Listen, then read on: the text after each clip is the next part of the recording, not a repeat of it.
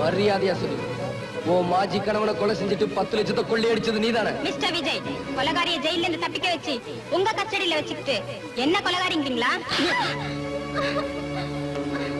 ஏண்டி ரேகாவியா கொலைகாரிங்கிற? இன்னொரு தடவை சொன்ன எனக்கு ஒண்ணும் தெரியாது, என்ன விட்டுடு. நீ உண்மையை சொல்ற வரைக்கும் நான் உன்னை உயிரோட விட போறது. ஒண்ணும் தெரியாது தெரியாது. உனக்கு ஒண்ணும் தெரியாது. அந்த கொலையை செஞ்சு நீதானே? சொல்ல போறியா? அந்த கொலையை நான் செய்யல. அப்ப யாரு?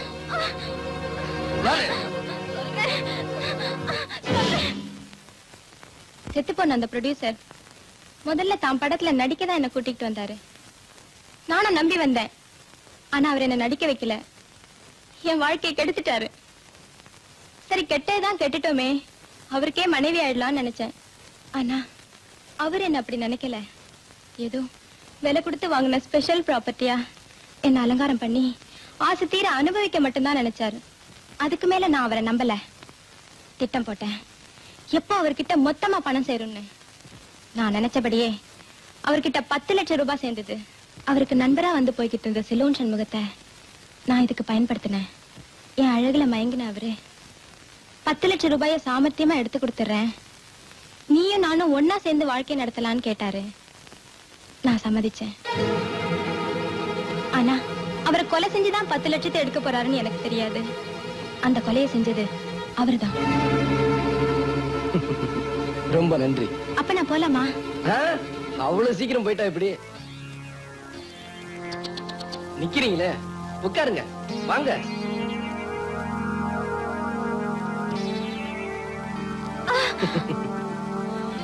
என்கிட்ட சொன்னதையெல்லாம் அப்படியே போலீஸ் கிட்ட சொல்லிரு, நான் உன்னை விட்டுறேன். இங்கேந்து உருட்டி விட்டா ஒரு எலும்ப கூட பார்க்க முடியாது. இன்னும் கொஞ்ச நாளைக்கு நீ உயிரோட இருக்கணும்னு ஆசைப்பட்டா ஒழுங்கா உண்மையை சொல்லு. எங்க அந்த 2 பேரும்? சொல்ல முடியாதரா நாயே. நொண்டி பயலுக்கு இவ்வளவு திமிரு. கழுக்கு எப்ப வரும்? பணத்தை பார்த்தா வருங்க, அதுக்கு மூக்கு வேர்க்கும். அப்ப இவனை பணமாக்கி பொது இடத்துல போடுங்க. இந்த பணத்தை பார்க்க அந்த 2 கழுகு வரும். பிடிச்சிட்டு வந்துருங்க.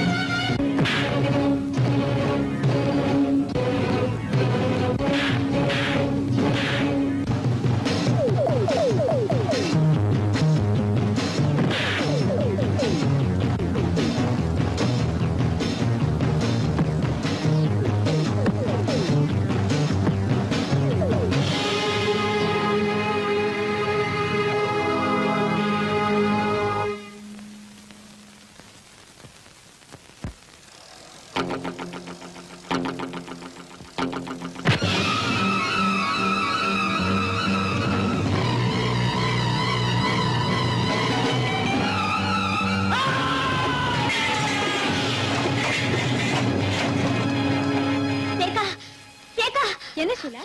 படுபாவிங்க, யாரோ நம்ம நடராஜனை கொலை பண்ணிட்டாங்க. என்ன சொல்ற?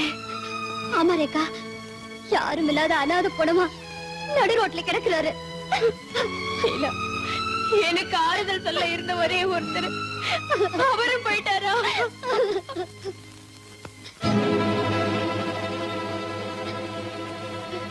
ரேகா, எங்க போற? அண்ணனை பார்க்க போறேன். வேண்டாம் ரேகா, நீ போகாத. இது வேணும்னே யாரோ எதுக்கும் செஞ்சிருக்காங்க. என்னால அவரை பார்க்காம இருக்க முடியாது. என்ன வீடு ரேகா, நான் சொல்றத கேளு ரேகா. அவர் வந்த உடனே போகலாம்.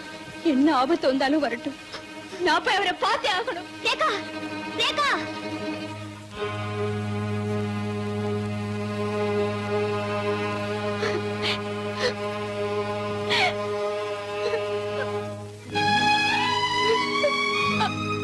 அண்ணே, அண்ணே.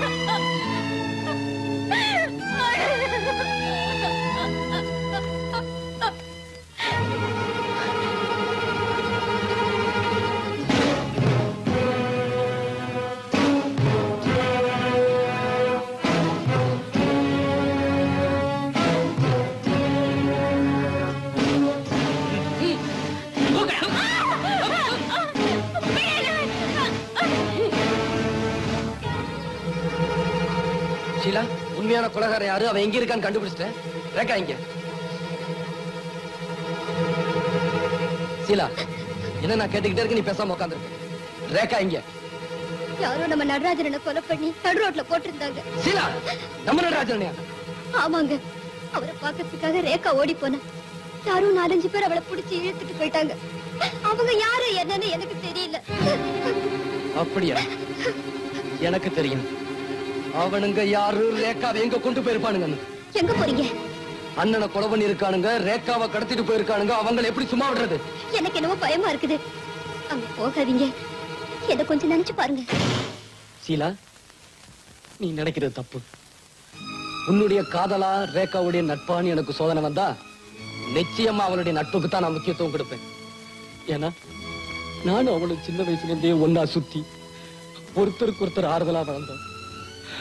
அவளுக்கு ஒரு ஆபத்துல என்னால தாங்கிட்டு சும்மா இருக்க முடியாது. வேணும்னா நான் ஒண்ணு சொல்றேன், அதை நீ செய்.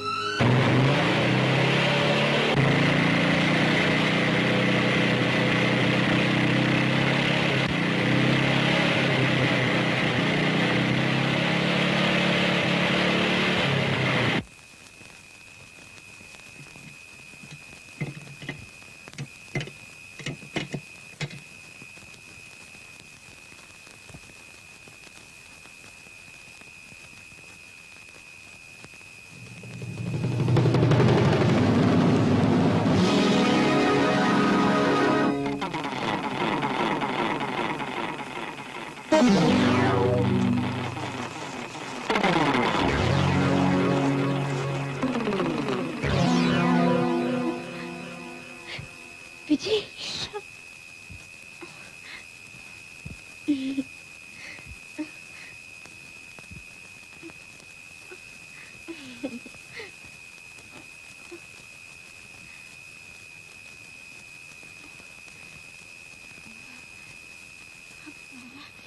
ம்